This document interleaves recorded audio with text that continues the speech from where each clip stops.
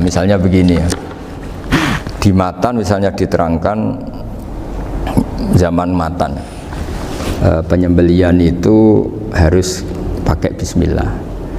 Kalimat harus ini harus dengan arti taruhan sah tidak sah, apa harus sebagai etika, apa harus sebagai supaya kebiasaan baik ini bertahan.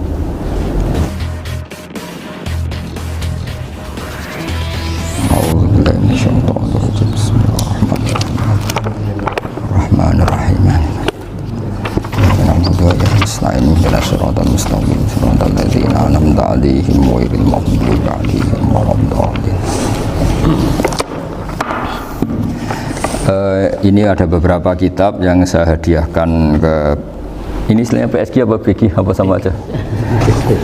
Ya sama aja lah ini PSG, BG anaknya. Loh yang orang tuanya PSG-nya? PSG. Oh. Jadi begini ya, tadi saya rembukan sama Pak Arifin musyawarah bahwa memang yang harus hidup itu ilmu.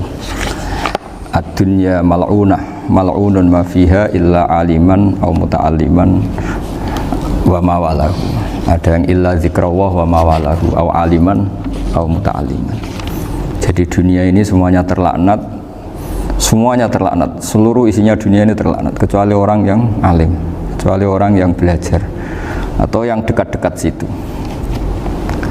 Nah, kenapa terlaknat? Itu ibarat kita orang Indonesia nggak tahu kalau Pak Jokowi itu presiden, itu kan ngawur sekali. Masa orang Indonesia nggak tahu kalau Pak Jokowi presiden? Kita hidup di BSG nggak tahu kalau pendirinya misalnya Pak Kures Habib Ali, nggak tahu kalau ustadznya Pak Arifin, Pak Wafa, itu kan ngawur sekali.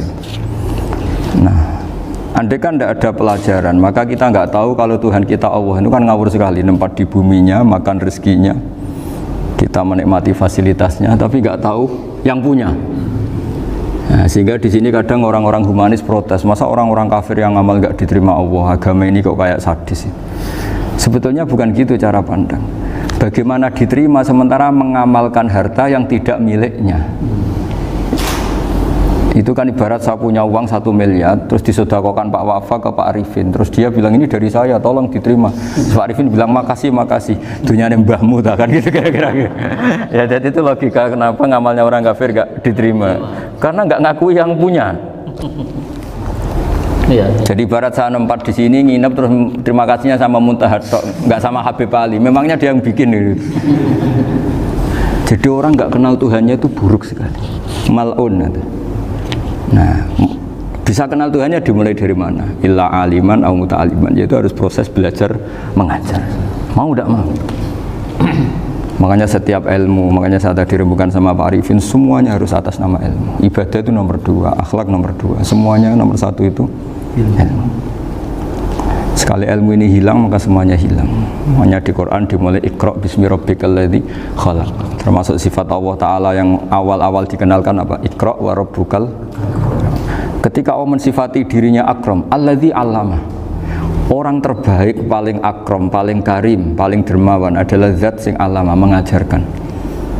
Makanya kata Nabi, tidak ada sedekah sebaik kalimah yang ditemukan orang muslim, dan kalimah itu kalimah bijak kemudian diajarkan ke muslim yang lain, itu disebut afdhalus sedekah. Karena ini mengawal Islam. Jadi saya alhamdulillah semenjak kenal jenengan semua, entah berapa kitab saya selalu bawa ke sini supaya hubungan kita ini bil ilmi. Nah, karena hari Sajaratul Ma'arif beberapa kali sudah saya baca, ini tak ijazahi kitab Bajuri ya, sarahnya Fathul Qorib. Ini dikarang oleh Rektor Al-Azhar di eranya, termasuk Syekhul Azhar, Imam Bajuri, Imam Bajuri.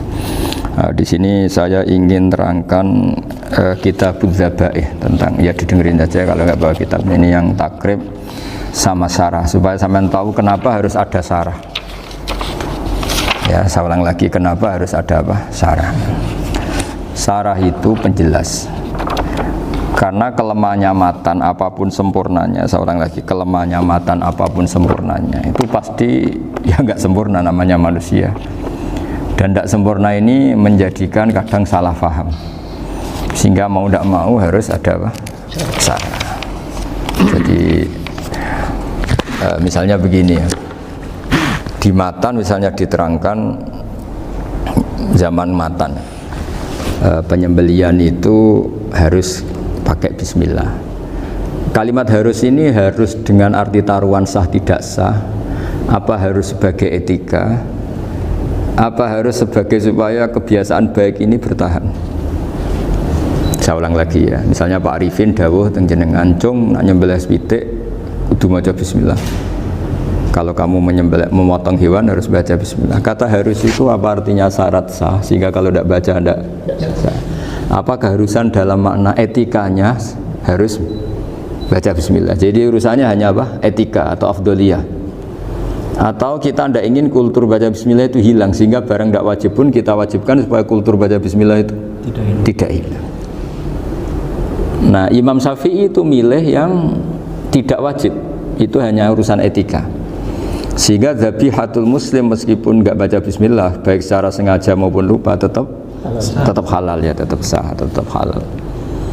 Tapi beberapa ulama mengatakan baca bismillah itu wajib dan menjadi syarat sah. Ya kira-kira karena pamit tadi, yang beri nyawa itu Allah, kok apa yang menghilangkan nggak pamit, sudah menghilangkan nyawanya ayam dimakan lagi. Wah itu selingkuhannya kan masih marah itu. Selingkuhannya, pacarnya, anaknya, cucunya itu kan marah itu. Tapi kalau pamit yang punya kan enggak. Coba kalau ayam cantik yang pas kamu sembelih itu lanangannya kan mangkel itu. Kalau kebetulan sudah tua kan, karep-karepmu kan gitu.